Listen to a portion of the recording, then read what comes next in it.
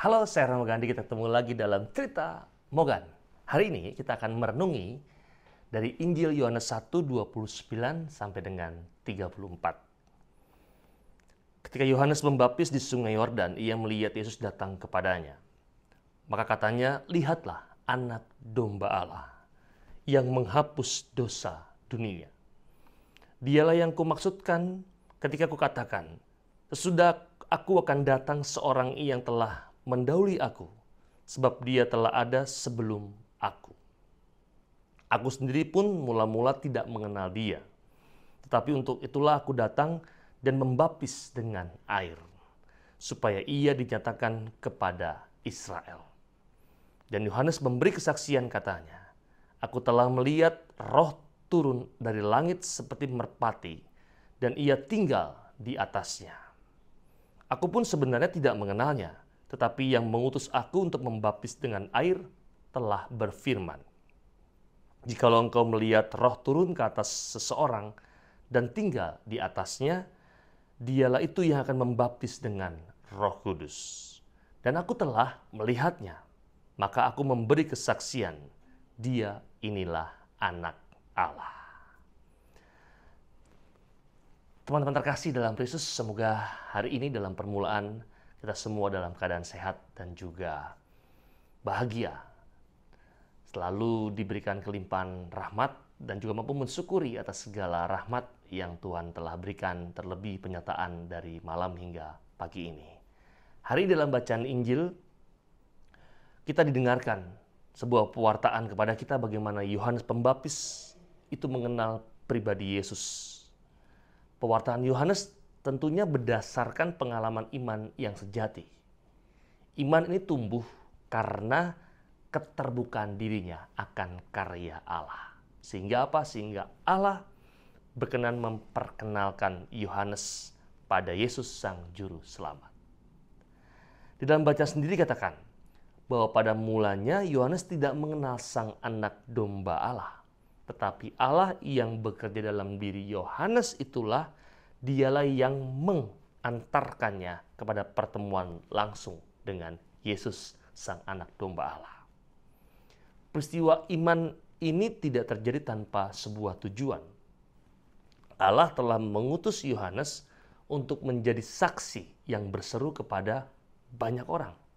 Orang banyak bahwa Yesus adalah sungguh Anak Allah.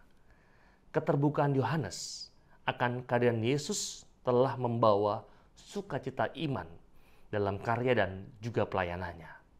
Kerinduannya akan kehadiran Mesias terjawab. Ia pun juga diberi kepercayaan untuk membaptis Sang Juru Selamat. Dan ini luar biasa. Keterbukaan hati Yohanes adalah buah dari hubungan yang sangat mendalam dengan Allah Bapa. Dan ingatlah bahwa hubungan ini tentunya tidak terjalin begitu saja.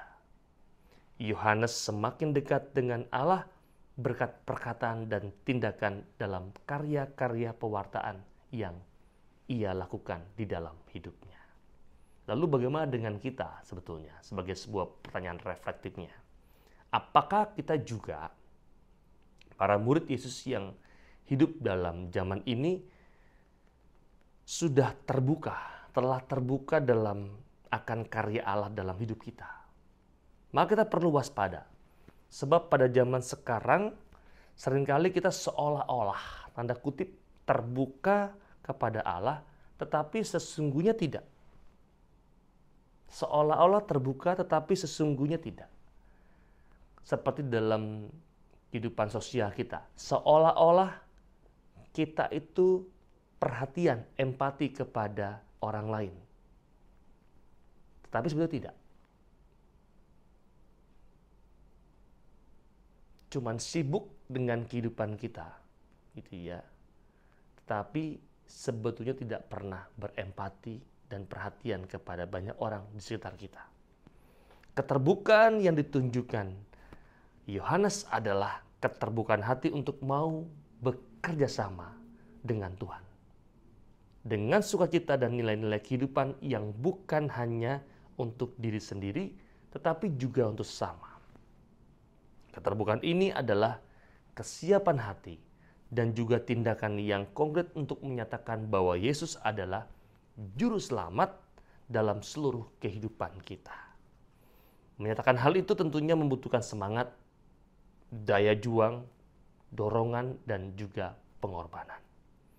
Maka dalam kerangka refleksi yang sederhana, ajakannya adalah mari kita belajar dari John the Baptist, Yohanes Pembaptis, untuk pertama-tama terbuka dalam hidup kita menyadari karya-karya Allah, menjadi saksi dan pewartanya sikap dengan sikap, tutur kata, serta perbuatan positif lainnya. Keterbukaan akan Allah ini dapat dialami dalam iman lewat apa? Doa, refleksi, keheningan batin, dan juga perbuatan-perbuatan baik. Maka jadi pengalaman ini, kita juga terinspirasi dengan kata-kata Yohanes Pembaptis kepada Yesus, Agnus Dei, anak domba Allah. Inilah salah satu gelar Yesus yang ditampilkan ketika John the Baptist membaptis ia di Sungai Yordan. Maka kalau kita mau sedikit merenung dan memperhatikan domba, domba sebetulnya memiliki 3K sebagai sebuah karakteristik dasarnya. Antara lain K yang pertama, kesucian. Itu dilambangkan dengan bulu yang putih dan juga lembut. K yang kedua adalah kebersamaan. Domba-domba itu selalu ada dengan yang lain dalam kawanan. K yang ketiga adalah kedamaian. Domba tidak termasuk predator atau hewan pembunuh dan pemangsa. Nah, 3 karakter ini yang sebetulnya menjadi menonjol ketika kita berbicara tentang domba. Maka secara sederhana, teman-teman terkasih, kita juga diajak untuk menjadi Agnus Dei, anak domba Allah yang mempunyai tadi 3K tadi, kesucian, kebersamaan, dan kedamaian, dengan ajakan atau trilogi ajakan iman yang bisa kita perjuangkan dan upayakan dalam hidup kita. Ajakan iman yang pertama adalah terarah. Kita ingat ketika Yohanes melihat Yesus datang, maka ia berkata, lihatlah anak domba Allah. Ia ajak kita untuk melihat, yakni terarah dan mengarahkan semua harapan dan ingatan, semua suka duka kita kepada Tuhan. Tuhan yang adalah pastor aeternus, gembala abadi kita. Itu ajakan pertama adalah terarah. Ajakan yang kedua adalah terbuka. Awalnya, kita tahu bahwa Yohanes tidak mengenal Kristus. Awalnya. Tapi ia mau terus terbuka kepada sabda Allah yang mengutusnya. Ini penting. Tidak mengenal tapi mau terus-menerus terbuka pada sabda Allah yang mengutusnya. Jika engkau melihat roh Tuhan, roh turun ke atas seseorang dan tinggal di atasnya, dialah itu yang akan membaptis dengan Roh Kudus. Maka ketika ia melihat Yesus sesuai dengan sabda itu, apa yang terjadi? Ia 100% menjadi percaya. Hatinya tidak mudah curiga, tapi hati yang selalu bersiaga. Hatinya tidak mudah merasa tersaingi, tapi hatinya malah merasa terberkati. Dan pastinya karena keterbukaan inilah hatinya menjadi hati yang peka dan bersukacita karena melihat rahmat Tuhan yang hadir lewat diri sesama. Itu ajakan yang kedua, terbuka. Yang ketiga, teruji. Seperti anak domba yang bergelombang, seperti bulu domba yang bergelombang, Yesus dan Yohanes juga mengalami yang namanya gelombang pasang surut dan riak-riuh kehidupan. Kita tahu bahwa mereka itu dibawa ke pembantaian dan juga digunting bulunya sebagai domba. Mereka juga menjadi korban yang dipecah dan dibagi, dikambing hitamkan dan juga dipergunjingkan. Yohanes mati dipenggal kepalanya Dan Yesus itu mati di salib. Tapi ingat pula, hidup mereka tetap teruji karena hidup mereka tetap terpuji karena sudah teruji.